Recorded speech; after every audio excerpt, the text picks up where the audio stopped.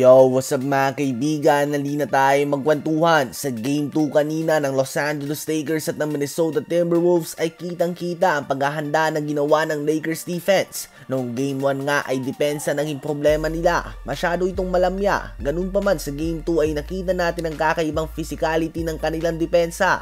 Tinatapatan nga nila ang pagiging physical ng Timberwolves at nalagay nga sa foul trouble sila Naz Reid at Donte DiVincenzo na naging malaking tinik sa Lakers noong Game 1. Hindi nga sila makakuha ng good rhythm o great rhythm kanina mga kaibigan sa Game 2. Na-limit ang Timberwolves sa season low 85 points kanina at sa pangunayan nila Luka Doncic, Austin Reeves at LeBron James at nakuha nga nilang panalo sa must-win game na ito.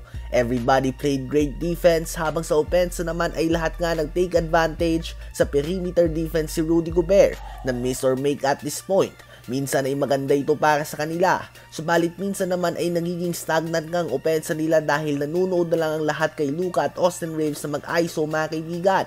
Sa ngayon nga ay tabla ang series na ito at 1 apiece at ang next 2 games ay gaganapin sa home court ng Minnesota Timberwolves na may solid fanbase din nga sa kanilang home court. Kung pagbabasehan natin ang playoff history, hindi madaming teams na nakakabalik from down 3-1. Kaya naman kung ikaw nga ang Lakers ay kailangan mo nga na at least makaisa sa next 2 games. So makikita nga natin kung kamusta ba ang magiging tawagan ng mga officials sa mga next games kapag nagpatuloy na ganito kapisikal ang bakbakan ng dalawang team. Ano ba masasabi nyo tungkol dito? Ngayon ay tumungo naman tayo sa balita na si Jason Tatum ay listed as doubtful o malabo na maglaro sa Game 2 nila bukas kontra sa Orlando Magic dahil sa wrist injury na natamo niya noong Game 1. Akala nga ng madami ay hindi naman ito isang injury na makakapag-miss siya ng game dahil nakabalik pa nga siya noong Game 1. Ganun pa man malamang ay sumakit na nga ito nung napahingaan na.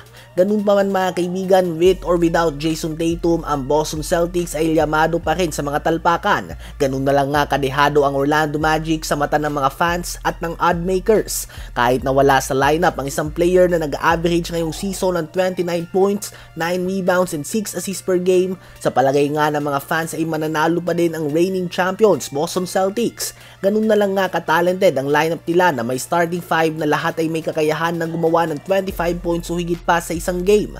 At hindi lang nga ang first 5, pagpus pa din na din ang kanilang 6-man Peyton Pritchard na pinangalanan pa lamang bilang 6-man player of the year ngayong season o ang pinakamagaling na player off the bench sa NBA mga kaibigan. Nagtala nga siya ng 14.3 points and 3.5 assists per game on 47.2% shooting sa field ngayong season. Siya nga ang number 1 sa points, 3 points at plus minus off the bench. Nagtala din siya ng record na pinakamadaming nagawang 3 points sa isang NBA season ng isang player off the bench. Naging one-sided nga mga kaibigan ng botohan at hindi nga naging malapit ang second Malik Beasley ng Detroit Pistons, habang last year's winner Naz Reid naman ay pang-apat sa botohan. Ano ba ang masasabi nyo tungkol dito?